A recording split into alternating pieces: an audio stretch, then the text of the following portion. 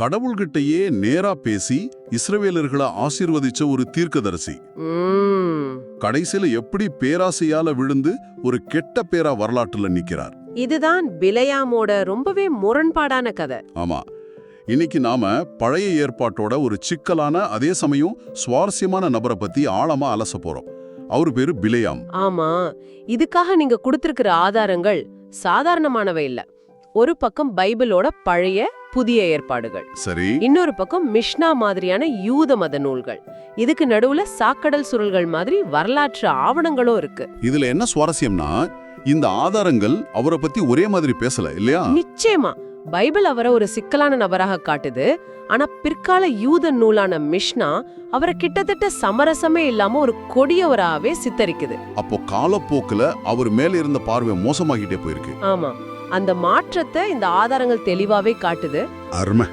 அப்போ நம்ம நோக்கம், பிலேயாம் உண்மையில யாரு, சபிக்க போனவர் ஏன் 3 தடவை ஆசீர்வதிச்சாரு, அப்புறம் அவரோட வீழ்ச்சிக்கு நிஜமான காரணம் என்ன?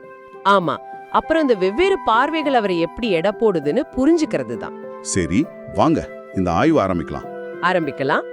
முதல்ல பிலேயாம் யாருன்னு ஆரம்பிப்போம். அவர் ஐப்ராத்து நதிக்கரையில இருந்த பித்தூருங்கிற ஊர்ல வாழ்ந்த ஒரு தீர்க்கதரிசி, ஒரு குறி சொல்றவருன்னு நம்ம ஆதாரங்கள் சொல்லுது. இதுல முக்கியமான விஷயம், அவர் ஒரு இஸ்ரவேலர் கிடையாது, ஒரு பிரதேசத்தை சேர்ந்தவர். அப்படியா? ஆமா, அந்த சமயத்துல மோவாப் தேசத்தோட ராஜாவான பாலாக் இஸ்ரவேல் மக்கள் ஒரு பெரிய கூட்டமா அவங்க தேசத்தை கடந்து போறத பார்த்து பயந்து போறார். அவங்களோட எண்ணிக்கை அவருக்கு ஒரு பெரிய அச்சுறுத்தலா தெரியுது. சரியா சொன்னீங்க. அதனால அவங்கள சபிக்கிறதுக்காக அந்த பகுதியில புகழ்பெற்ற தீர்க்கதரிசியா இருந்த பிலேயாம அழைக்கிறாரு. இது பைபிள்ல எண்ணாகமம் 22வது அதிகாரத்துல ரொம்ப விரிவாவே சொல்லப்பட்டிருக்கு. பாலாக் முதல் தடவை ஆள் அனுப்பும்போது பிலேயாம் ரொம்ப தெளிவா ஒரு பதில் சொல்றாரே. ஆமா, தேவனாகிய கர்த்தர் என்ன சொல்றாரோ அதை மட்டும்தான் நான் செய்வேன்னு சொல்லி அனுப்பிடுவாரு. இது ஆரம்பத்துல அவர் எவ்வளவு கீழ்ப்படிதலோட இருந்திருக்காருன்னு காட்டுது இல்லையா? நிச்சயமா. ஆரம்பத்துல அவர் ஒரு உண்மையான தீர்க்கதரிசிக்குண்டான எல்லா லட்சணங்களோடையும் தான் நடந்துக்கிறார். ஆனா பாலாக் ராஜா விடவே இல்ல. அவர் ஒரு விடாப்பிடியான ராஜா. 2வது முறையா இன்னும் பெரிய அதிகாரிகளையும் கூடவே தங்கம் வெள்ளின்னு ஏகப்பட்ட செல்வத்தையும் தரதா வாக்கு கொடுத்து ஆள் அனுப்புறாரு. இந்த முறை பிலேயாமோட மனசு கொஞ்சம் அசைஞ்சிடுது. ஆமா, ஒரு நிமிஷம், இங்க ஒரு சின்ன குழப்பங்க. அது கடவுளை அவரை போக அனுமதிச்சார், ஆனா வழியில அவரை கொல்ல ஒரு தேவதூதரையும் அனுப்புனாருன்னு வருது. இது ஒரு முரண்பாடா தெரியலையா? இது ஒரு முக்கியமான புள்ளி. கடவுள் அவரோட ஜெபத்துக்கு இணங்கி சரி போன்னு சொல்றாரு, ஆனா ஒரு நிபந்தனையோட. ஆமா, நான் சொல்றத மட்டும்தான் பேசணும்ங்கிற நிபந்தனையோட. இதுல இருந்து என்ன புரியுதுன்னா, கடவுள் அவரோட செயலை அனுமதிக்கிறார், ஆனா அவரோட மனசுல இருந்த பேராசைய அனுமதிக்கல. ஓ, அப்போ அந்த பயணம் பிலேயாமோட இதயத்துல என்ன இருக்குன்னு சோதிக்கிற ஒரு பரீட்சை மாதிரி தான் ஆரம்பிக்குது. மிகச்சரியா சொன்னீங்க. அந்த பயணத்துல தான் அந்த புகழ்பெற்ற கழுத பேசுற சம்பவமே நடக்குது. பைபிள்லே இது ஒரு ரொம்ப விசித்திரமான, மறக்க முடியாத பகுதி. ஆமா, வழியில கர்த்தருடைய தூதர் கையில வாளோட நிக்கிறாரு. ஆனா அது பிலேயாமோட கண்ணுக்கு தெரியல. கழுதுக்கு மட்டும் தெரியுதா? ஆமா, கழுதைக்கு மட்டும் தெரியுது. அதனால அது வழிய விட்டு விலகி போகுது. பிலேயாம் கோபத்துல கழுத தண்ட மதிக்கலேன்னு நினைச்சு அத 3 தடவை அடிக்கிறாரு. அப்பதான் அந்த அற்புதம் நடக்குது. ஒரு நிமிஷம், கழுத பேசுதா? ஒரு தீர்க்கதரிசி கிட்ட கடவுள் நேரடியா பேசாம ஒரு விலங்கு மூலமா பேச வேண்டிய அவசியம் ஏன் வந்தது? இது பிலேயாம் எந்த அளவுக்கு ஆன்மீக ரீதியா குருடாகி போயிருந்தாருன்னு காட்டுற மாதிரி இருக்கு இல்லையா? ஆமா, கடவுள் கழுதையோட வாய திறக்க அது மனுஷ குரல்ல, நான் உங்களுக்கு என்ன செஞ்சேன், என்னை ஏன் 3 தடவை அடிச்சீங்கன்னு கேக்குது. நினைச்சு பார்க்கவே முடியல. இது வெறும் அற்புதம் மட்டுமல்ல, ஒரு தீர்க்கதரிசிக்கே பாட சொல்லி கொடுக்கிற ஒரு விலங்கு. அந்த இடத்துல பிலேயாமோட ஈகோ எவ்வளவு தூரம் காயப்பட்டிருக்கோம். அந்த தருணத்துல தான் அவரோட கண்கள் திறக்குது. ஆமா, முன்னால நிக்கிற தேவதூதரை பாக்குறாரு. தன்னோட பேராசை தன்னை எந்த அளவுக்கு குருடாக்கிடுச்சுன்னு அப்பதான் உணர்றாரு. கழுதையே பேசி எச்சரிச்ச பிறகு பிலேயாம் பாடம் கத்துக்கிட்டாருன்னு தான் நாம நினைப்போம். ஆனா அவர் பாலாக் ராஜாவோட அரண்மனைக்குள்ள நுழைஞ்ச போது அந்த செல்வமும் புகழும் மீண்டும் அவர் மனச மாட்டிச்சா? இல்ல, அங்கதான் கதையோட மிகப்பெரிய ஆச்சரியமே இருக்கு. என்ன நடந்தது? பாலாக் ராஜா அவரை 3 அலகலகு மலை உச்சிக்கு கூட்டிட்டு போய் அங்கிருந்து இஸ்ரவேல் மக்களை காட்டி சபிக்க சொல்றாரு. ஆனா ஒவ்வொரு முறையும் பிலேயாமோட வாயிலிருந்து சாபத்துக்கு பதிலா ஆசீர்வாத வார்த்தைகள் தான் வருது. ஆமா, ஆசீர்வாத வார்த்தைகள் தான் கொட்டுது. பாலாக் ராஜாவுக்கு எப்படி இருந்திருக்கும்? காசு கொடுத்து சபிப்பதற்காக கூட்டி வந்த ஆள் எதிரிகளை வானத்துக்கும் பூமிக்குமாக புகழ்ந்தா அவருக்கு புகையே வந்திருக்கும் இல்லையா? நிச்சயமா வந்திருக்கும்.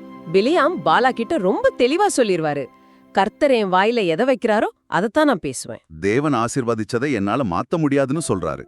ஆமா, இது ஒரு பக்கம் கடவுளோட சக்தி எவ்வளவு பெரியதுங்கிறதையும், இன்னொரு பக்கம் அந்த நேரத்துல பிலியாமுக்கு இருந்த தெய்வீக கட்டுப்பாட்டையும் காட்டுது.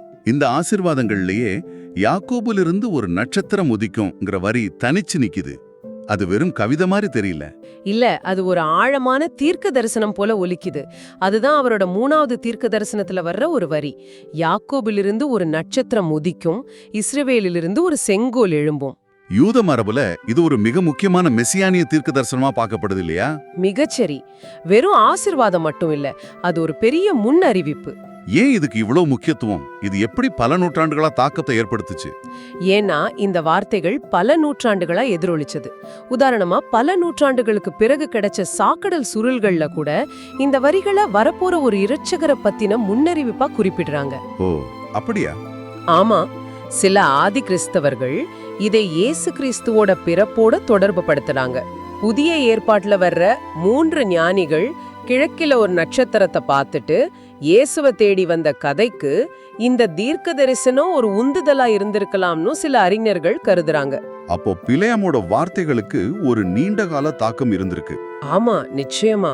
அப்படியானா கடவுளோட வார்த்தைகளை இவ்வளவு துல்லியமா பேசின ஒருத்தர் எப்படி ஒரு கெட்டவரா மாறினாரு?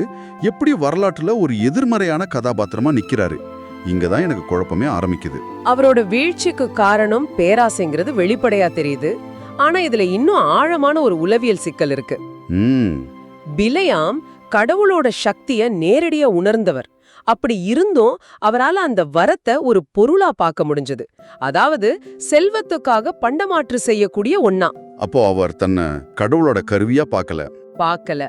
அந்த சக்திய தன்னோட கட்டுப்பாட்டுல வச்சிருக்கிற ஒரு மந்திரவாதியா தன்னை கருத தொடங்கினாரு. இங்கதான் பிரச்சனை ஆரம்பிக்குது. அப்போ அவர் என்ன செஞ்சாரு? அவரால நேரடியா சபிக்க முடியல. அப்புறம் அங்கதான் குறுக்கு வழிய தேடுறாரு. பாலாக் ராஜா கிட்ட இருந்து தனக்கு வாக்கு கொடுத்த அந்த செல்வத்தை பெற ஒரு தந்திரமான வழிய காட்டுறாரு. என்ன சொல்றாரு? அவர் சொல்றாரு, உங்களால அவங்கள சபிக்க முடியாது, ஆனா அவங்களே தங்களுக்கு சாபத்தை வரவழைக்கிற மாதிரி செய்ய முடியும். ஓ, அதாவது இஸ்ரவேல் மக்கள் அவங்க கடவுளுக்கு எதிரா பாவம் செஞ்சா கடவுளே அவங்கள தண்டிப்பாருன்னு ஒரு யோசனை சொல்றாரு. ஆமா, ரொம்ப தந்திரமான ஆலோசனை. அந்த திட்டம் என்ன? மோவாபிய பெண்களை பயன்படுத்தி இஸ்ரேவேல் ஆண்களை விக்கிரக வழிபாட்டிலையும் ஒழுக்கக்கேடான செயல்கள்லையும் ஈடுபட வைக்கிறது தான் அந்த திட்டம். எண்ணாகமம் 25வது அதிகாரத்துல இத பத்தி விவரிச்சிருக்காங்க. எந்த மாதிரி விக்கிரக வழிபாடு? அவர்களுடைய பாகால் பேயோர் என்ற தெய்வத்தை, அதாவது அந்த பகுதியில வணங்கப்பட்ட ஒரு செழிப்பின் கடவுளை வணங்க வைக்கிறது. இது இஸ்ரவேலர்களோட வழிபாட்டு முறைக்கு முற்றிலும் எதிரான ஒரு செயல். முற்றிலும் எதிரானது. இந்த திட்டம் பழிச்சுதா? துரதிர்ஷ்டவசமா ஆமா. இஸ்ரவேல் ஆண்கள் அந்த வலையில விழுந்து பாகால் பேயோரை வணங்க ஆரம்பிச்சாங்க. இது இஸ்ரவேல் மக்கள் மேல கடவுளோட கோபத்தை வரவழைச்சது. அதோட விளைவு ஒரு பெரிய கொள்ளை நோய் பரவி ஆயிரக்கணக்கான மக்கள் செத்து போனாங்க. பிலேயாமோட ஆலோசனை நேரடியா இல்லைன்னாலும் இஸ்ரவேலர்களுக்கு ஒரு பெரிய அழிவை கொண்டு வந்துச்சு. அப்படியானா பிலேயாமுக்கு என்னாச்சு? அந்த செல்வத்தை அவர் அனுபவிச்சாரோ? இல்லவே இல்ல. இந்த தீய ஆலோசனைக்கு கிடைச்ச சம்பளம் பிலேயாமோட மரணம் தான். மரணமா? ஆமா. என்னாகமும் 31ஆம் அதிகாரம் 8ஆம் வசனத்தின்படி பிற்காலத்துல இஸ்ரவேலர்களுக்கும் மிதியானியர்களுக்கும் நடந்த ஒரு போர்ல பிலேயாம் வாளால் வெட்டி கொல்லப்பட்டார். ஒரு தீர்க்கதரிசியோட பயணம் பெரிய வாக்குறுதிகளோட ஆரம்பிச்சு கடைசியில துன்மார்க்கத்திலையும் அவமானகரமான மரணத்திலையும் முடிஞ்சிருக்கு. ஆமா, ரொம்ப சோகமான முடிவுதான். காலப்போக்குல பிலேயாம பத்தி என்ன பேசப்பட்டது? வெவ்வேறு மரபுகள் அவரை எப்படி பாக்குது? யூத பாரம்பரியத்துல அவர் ஒரு தீய தீர்க்கதரிசியாவே பார்க்கப்படுறார். மிஷ்னாங்கிற முக்கியமான யூத நூல் பிலேயாமுக்கு வரவருக்கும் உலகத்துல, அதாவது நித்திய வாழ்வுல பங்கு இல்லைன்னு சொல்லுது. அதுக்கு காரணம் அவர் கடவுளோட சக்திய தெரிஞ்சு வச்சிருந்தாரு, ஆனா அதை தன்னோட சுயநலத்துக்காக பயன்படுத்த முயற்சி செஞ்சாரு. அதுதான். ஆனா எல்லா பார்வைகளும் இவ்வளவு கடுமையா எதிர்மறையா இருந்ததா? இல்ல சில நேர்மறையான கருத்துக்களும் இருந்ததா? சில வேறுபட்ட கருத்துக்களும் இருக்கு. இதுதான் இந்த நபரோட சிக்கலான தன்மையை காட்டுது. உதாரணமா, முதல் நூற்றாண்டு யூத வரலாற்றாசிரியரான ஜோசபஸ் அவரை மிக திறமையான தீர்க்கதரிசின்னு வர்ணிக்கிறாரு. ஓஹோ.